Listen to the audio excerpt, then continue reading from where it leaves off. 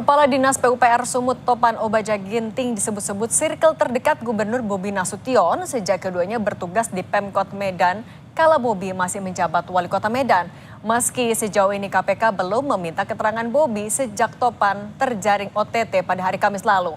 Lantas apa yang harus diupayakan KPK untuk mengusut tuntas aliran dana proyek jalan di Provinsi Sumut ini? Sudah ada bersama kami mantan Wakil Ketua KPK Laude M. Syarif dan dosen ilmu politik Universitas Sumatera Utara Indra Fauzan. Selamat petang semuanya.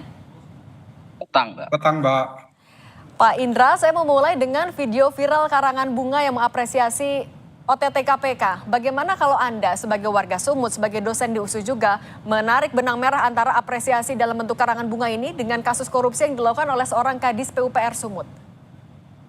Ya, kalau dilihat ya mungkin ada bentuk apresiasi terhadap KPK, ada juga bentuk apa namanya ya pemberian semangat, dorongan untuk penyelesaian kasus ini. Jadi persoalannya adalah bahwa selama ini kan proses dari apa namanya ya proses dari pengusutan yang dianggap sebagai kasus-kasus besar itu mungkin tidak bisa terrealisasi. Tapi gambaran dari karangan bunga ini menunjukkan bahwa masyarakat mungkin ya secara khusus melihat bahwa kasus ini harusnya diselesaikan ya secara tuntas ya, tidak hanya sekedar berhenti pada kasus-kasus tertentu. Makanya saya melihat bahwa kalau karangan bunga ini ya mungkin bentuk apresiasi ya, lebih pada apresiasi dan dukungan terhadap KPK. Karena kan selama ini kita melihat bahwa KPK mungkin agak kalah geraknya ya daripada institusi aparat yang lain ya. Cenderung agak menurun kinerjanya terutama terkait dengan kasus-kasus besar. Makanya mungkin ada dukungan-dukungan dari elemen-elemen masyarakat untuk penyelesaian kasus ini. Jadi kita melihat ya sebagai sebuah dukungan ya terhadap penyelesaian kasus ini. Termasuk kalau Anda melihat urgensi untuk Pak Bobi juga diperiksa sesegera mungkin? Kalau persoalan diperiksa sesegera mungkin atau tidak, saya tidak begitu memahami proses ya. Tapi kalau bagi saya melihat dari perspektif apa namanya ya politik ya, bahwa persoalan penyelesaian masalah ini kan tidak bisa berdasarkan asumsi-asumsi belaka gitu ya, bahwa misalnya ini adalah dananya seperti ini.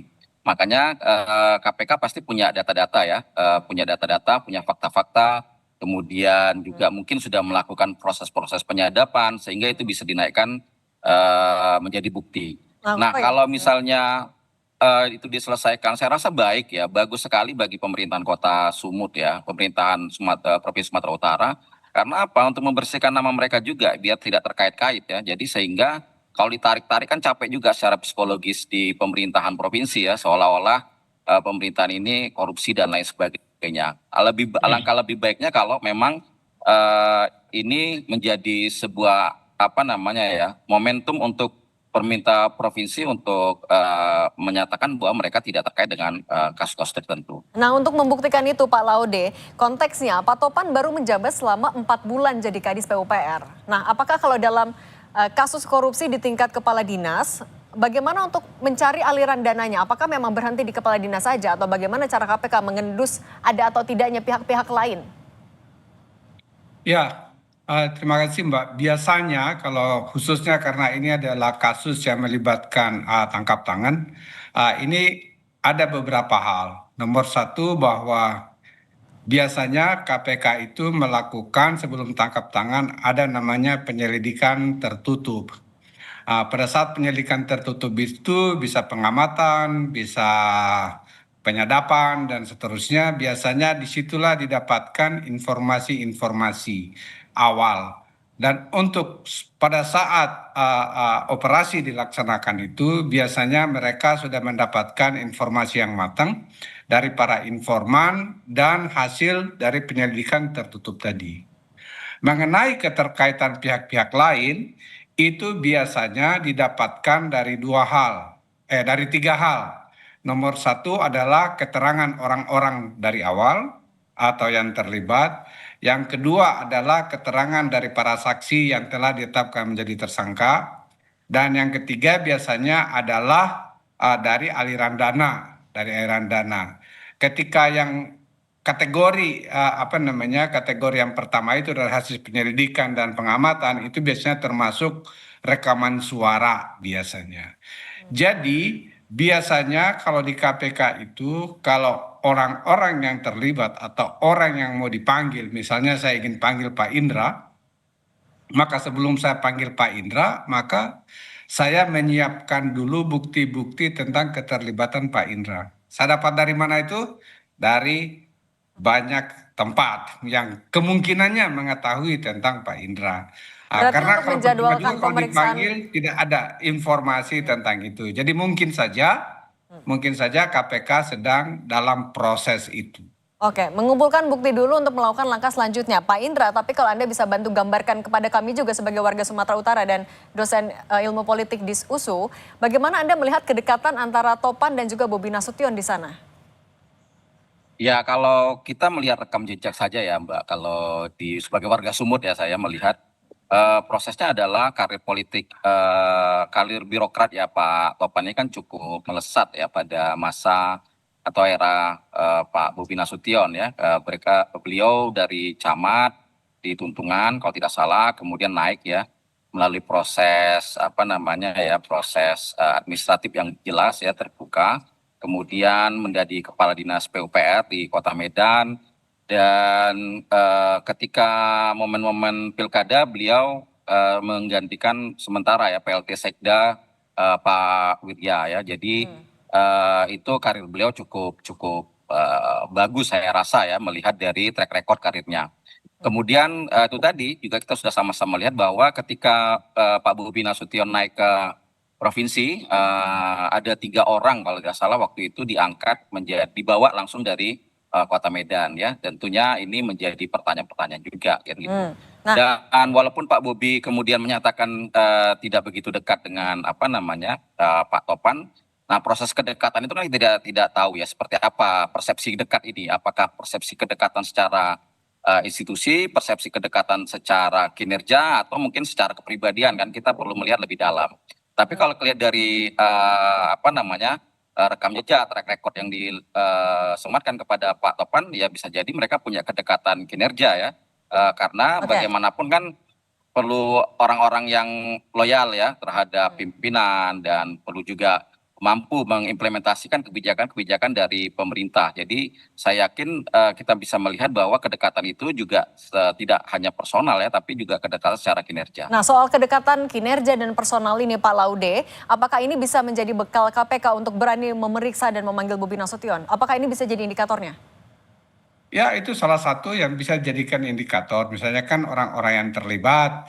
Yang nomor 2 itu adalah soal pengambilan keputusan atas proyek-proyek seperti itu. Apakah misalnya proyek yang sedang terlibat di dalam kasus ini itu betul-betul hanya kewenangan di antara kepala dinas atau itu harus diketahui oleh gubernur. Misalnya kalau proyeknya besar biasanya maka itu perlu ditindaklanjuti atau dipertanyakan.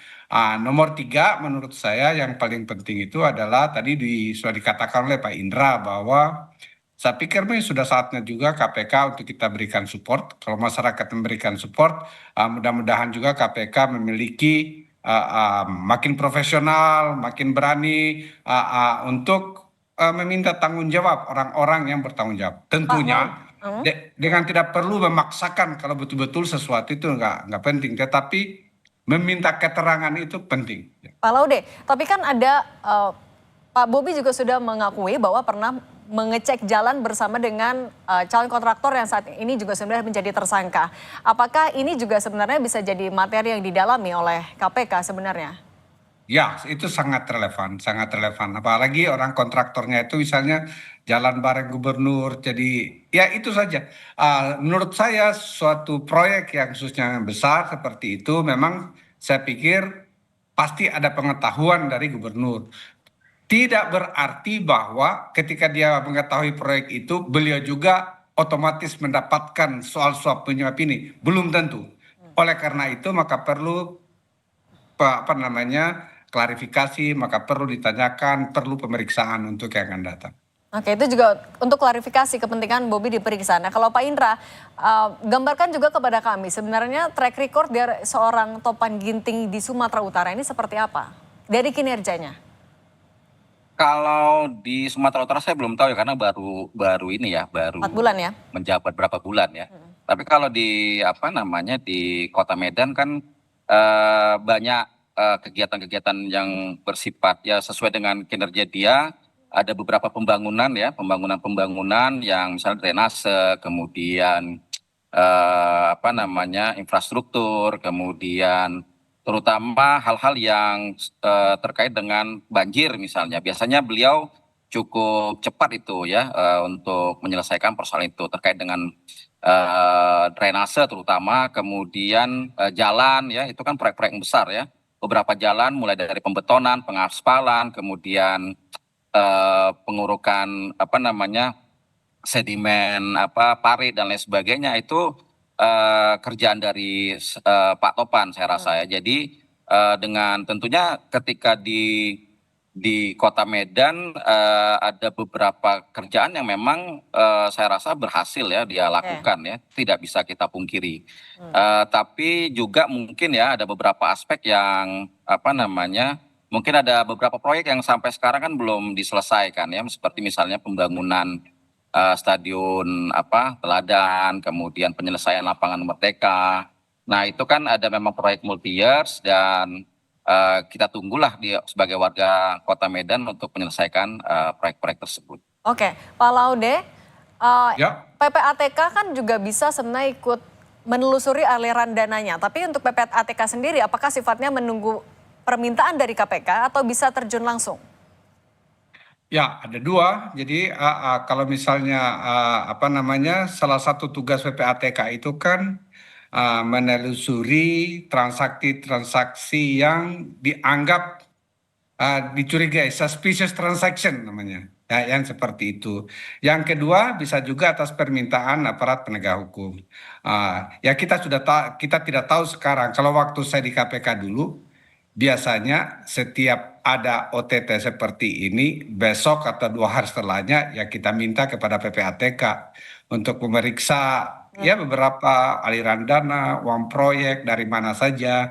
Tetapi saya juga ingin ingatkan bahwa biasanya para pelaku ini itu juga paham. Biasanya itu mereka menghindari transaksi-transaksi yang bersifat banking seperti itu. Jadi mereka itu kebanyakan transaksi tunai. Oleh karena itu operasi apa suap menyuap itu salah satu remedinya itu memang dengan tangkap tangan. Dengan apa? Ya dengan mendapatkan informasi dari para aktor, para saksi, dan lain-lain sebagainya, para informan. Oke. Gitu.